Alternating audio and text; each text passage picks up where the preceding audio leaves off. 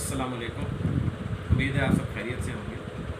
दोस्तों, हमारे मुल्क में कई सालों से पॉलिटिकल इंस्टेबिलिटी बहुत ज़्यादा है। ये जानने के लिए कि सहाबा के दौर में जब कोई पॉलिटिकल क्राइसिस पैदा होता था तो वो उसको किस तरह डील करते थे, एक वाक़या आपके सामने पेश करते हैं। हज़रत उमर रज़ी अल्लाह तआला अन्हु इस्लाम के दूसरे खलीफा थे, तो उन पर अचानक एक दिन हमला हुआ जिसमें वो शदीद ज़ख्मी हो गए। तो फिर तीसरे खलीफा का चुनाव होना, तो हज़रत उमर रज़ी अल्लाह तआला अन्हु जो बहुत ज़ख्मी थे उन्हीं से कहा गया कि आप सजेस्ट करें कि क्या किया जाए।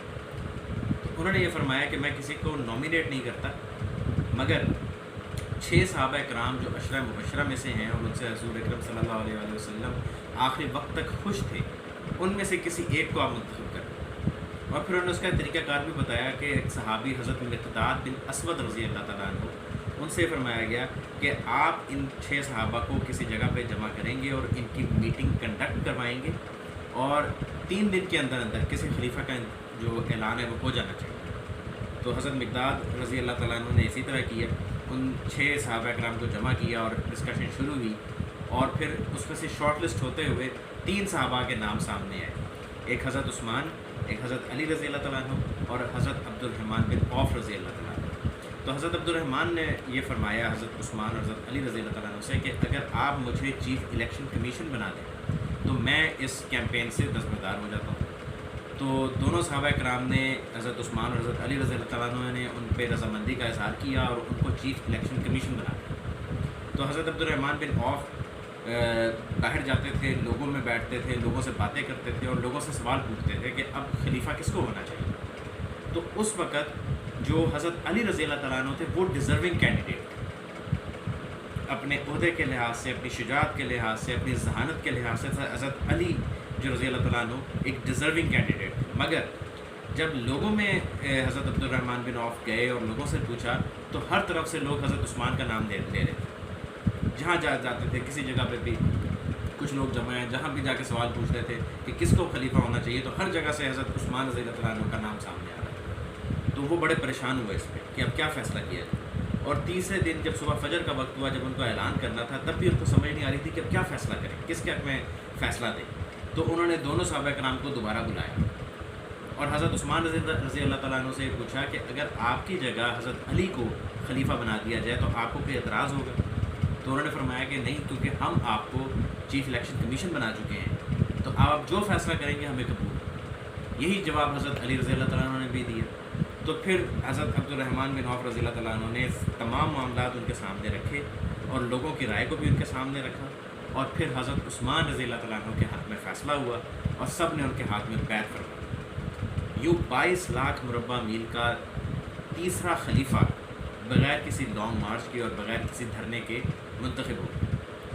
अब ज़रा हम अपने मुल्की हालात के ऊपर नज़र डालते हैं। जो वाक़या मैंने आपके सामने ज़िक्र किया, ये वो दौर था जब कोई अदारे नहीं होते थे, कोई कॉन्स्टिट्यूशन नहीं मौजूद था किसी जगह।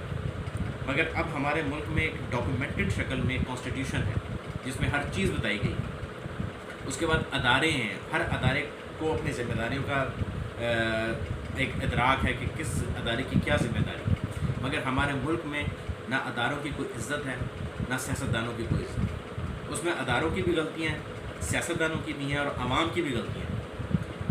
अदारों की गलतियाँ अपनी जगह पे हैं, मगर अदारे जिनको हमने ज़िम्मेदारियाँ दी हुई हैं और अदारे जो हर चीज़ के ज़िम्मेदार हैं, ना तो उनके लोग अपनी ज़िम्मेदारियों को सही तरह पूरा करते हैं, और अगर किसी जगह पे वो ज़िम्मेदारी पूरी करते हैं तो सियासतदान भी उनकी बात को नहीं मानते। अब एक वाक़या आपके सामने पेश करता हूँ, एक तारीख़ आपके सामने रखते हैं कि 2018 में जब इलेक्शंस हुए तो इमरान खान साहब वज़ीर-ए-आज़म मुंतखब हुए। जब वो वज़ीर-ए-आज़म बन गए तो अपोजिशन पार्टीज़ ने उनके लिए एक लफ्ज़ निकाला कि ये सिलेक्टेड है, और उसको कहीं साबित नहीं किया। उनको सिलेक्टेड कहना शुरू किया, सोशल मीडिया पे भी सिलेक्टेड का लफ्ज़ शुरू हो गया और उनको सिलेक्टेड भी कहा, साथ साथ पार्लियामेंट में उनके साथ अपोजिशन में भी बैठे रहे।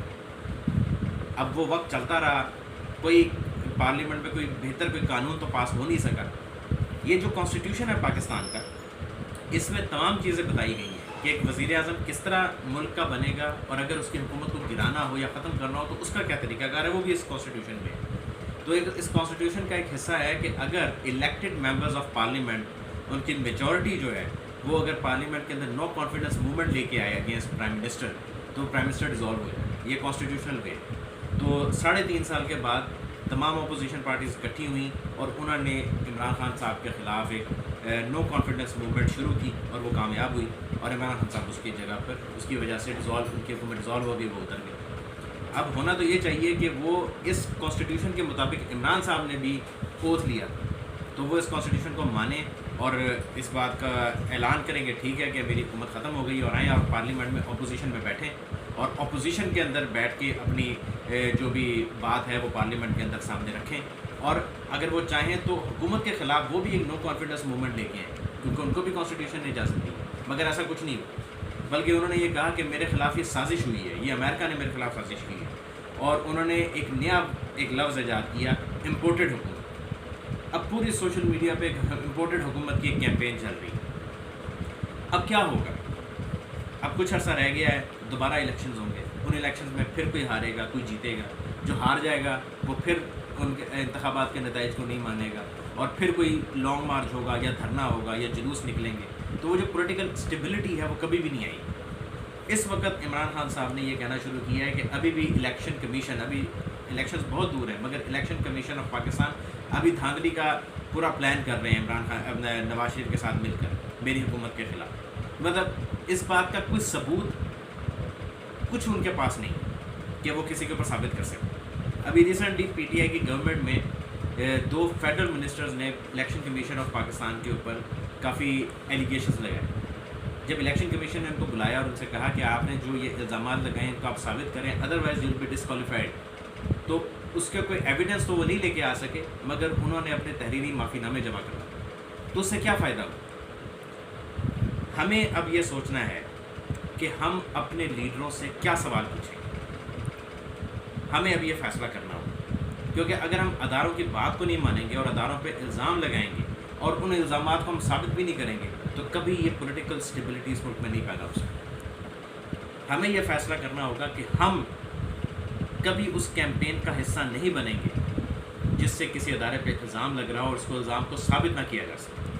ہم کوئی ایسا میسیج آگے فارورڈ نہیں کریں گے، یہ ہمیں فیصلہ کرنا ہوگا۔ یہ ایک عالمی سازش ہے یا نہیں ہے، مگر جو غلطیاں عمران خان صاحب کی ہیں وہ ان کو خود درست کرنی ہیں۔ آج جن کو وہ میر جعفر کہہ رہے ہیں، ابھی کل تک وہ ان کے ساتھ سیم پیج کا نعرہ لگاتے ہیں۔ کیا کسی نے پوچھا ان سے کہ آپ اس ادارے کو کیوں میر جعفر کہہ رہے ہیں؟ یا آپ کی اپنی پارٹی کے وہ لوگ جو آپ کو چھوڑ کے چلے گئے، کبھی آپ نے سوچا کہ آپ ان کو کس طرح پارٹی میں لے کے آئے تھے؟ آپ ہی تو انہیں پرائیویٹ پلینس میں بٹھا کے لائے تھے نا، تو وہ آپ کو چھوڑ کے کہیں اور چلے گئے۔ یا یہ جو کانسٹیٹیوشن کے اندر نو کانفیڈنس موومنٹ کا جو ایک شک دی گئی ہے، یہ کیا امریکہ نے لا کے آپ کے کانسٹیٹیوشن میں ڈالی؟ یہ بہت پہلے سے اس کانسٹیٹیوشن کا حصہ ہے، تو کہاں سے آپ ایک امپورٹڈ گورنمنٹ کی بات کر رہے ہیں؟ یہ سوال ہم فالوورز کو، چاہے وہ نون لیگ کے ہوں یا پی ٹی آئی کے یا جماعت اسلامی کے، ہمیں یہ فیصلہ کرنا ہوگا کہ ہم اپنے لیڈر سے یہ سوال پوچھیں جب وہ یو ٹرن ہو، اور ہم کسی ایسی کیمپین کا حصہ نہ بنیں جس سے ہمارے اداروں کے اوپر سوال آئے اور ہم اس کو ثابت بھی نہ کر سکیں۔ امید ہے میں نے اپنا کانسیپٹ بتا دیا۔ السلام علیکم۔